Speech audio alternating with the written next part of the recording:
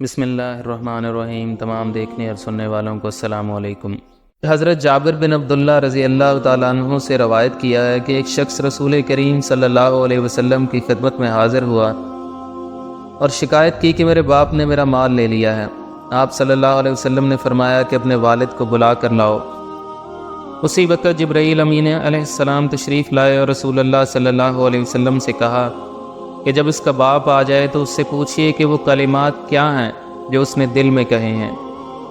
خود اس کے کانوں نے بھی ان کو نہیں سنا۔ جب یہ شخص اپنے والد کو لے کر پہنچا تو آپ صلی اللہ علیہ وسلم نے اس کے والد سے کہا کہ کیا بات ہے؟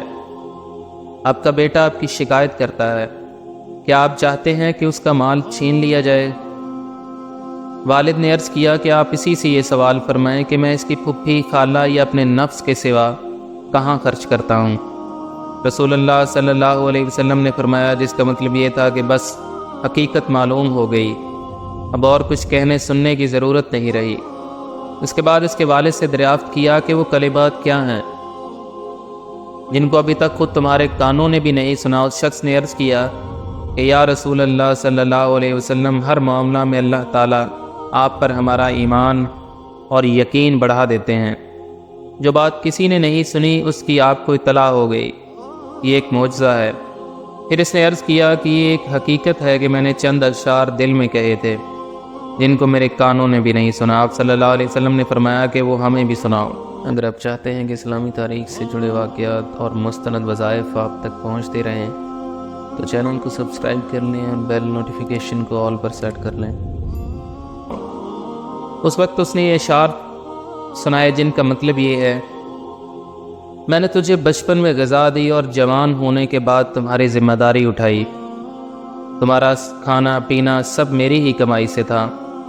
جب کسی رات میں تمہیں کوئی بیماری پیش آ گئی تو میں نے تمام رات تمہاری بیماری کے سبب بیداری اور بے قراری میں گزار دی، گویا کہ تمہاری بیماری مجھے ہی لگی ہے، تمہیں نہیں، جس کی وجہ سے تمام شب روتا رہا۔ میرا دل تمہاری ہلاکت سے ڈرتا رہا، حالانکہ میں جانتا تھا کہ موت کا ایک دن مقرر ہے، پہلے پیچھے نہیں ہو سکتی۔ پھر جب تم اس عمر اور اس حد تک پہنچ گئے جس کی میں تمنا کیا کرتا تھا تو تم نے میرا بدلہ سختی اور سخت کلامی بنا دیا، گویا کہ تم ہی مجھ پر احسان و انعام کر رہے ہو۔ کاش اگر تم سے میرے باپ ہونے کا حق ادا نہیں ہو سکتا تو کم از کم ایسا ہی کر لیتے جیسا کہ ایک شریف پڑوسی کیا کرتا ہے، تو کم از کم مجھے پڑوسی کا حق تو دیا ہوتا اور خود میرے ہی مال میں میرے حق میں بخل سے کام نہ لیا ہوتا۔ رسول کریم صلی اللہ علیہ وسلم نے اشعار سننے کے بعد بیٹے کا گریبان پکڑ لیا اور فرمایا، انتا و مال کلی ابی کا، یعنی جا تو بھی اور تیرا مال بھی سب تیرے باپ کا ہے۔ محترم ناظرین، ان اشعار میں چھپے ہوئے درد اور کرب کو محسوس کر کے دیکھیں کہ اس باپ کی کیا کیفیت ہوگی جس نے عمر بھر لازوال قربانیاں پیش کی اپنی اولاد کے لیے، اور کل کو وہی اولاد اٹھ کر اس کو باتیں سنائے، اس کے ساتھ احسان کرنے کی بجائے اس کے ساتھ ظلم اور زیادتی کرے، تو پھر خدا کا عذاب نازل ہوگا ایسے لوگوں پر، اور کیوں کرنا ہوگا۔ ہمیں بھی چاہیے کہ ہم اپنے ماضی پر ایک نظر دوڑا کر دیکھیں اور اپنی زندگی کا احاطہ کریں کہ ہمارے والدین نے ہمارے ساتھ کس قدر احسان کیا، کس قدر ہمارے لیے قربانیاں پیش کیں، کس قدر ہمارے لیے اپنا انہوں نے چین و سکون، امن اور اپنا جو مستقبل ہے وہ سب کچھ ہم پر قربان کر دیا، صرف اور صرف ہمارے بہترین مستقبل کے لیے۔ اس واقعہ سے ہمیں یہ سبق حاصل ہوتا ہے کہ ہم زندگی میں کتنا بھی آگے بڑھ جائیں، کسی بھی مقام پر پہنچ جائیں، کسی بھی مرتبے پر فائز ہو جائیں، لیکن اپنے والدین کا ہم اب حق ادا نہیں کر سکتے کسی صورت بھی۔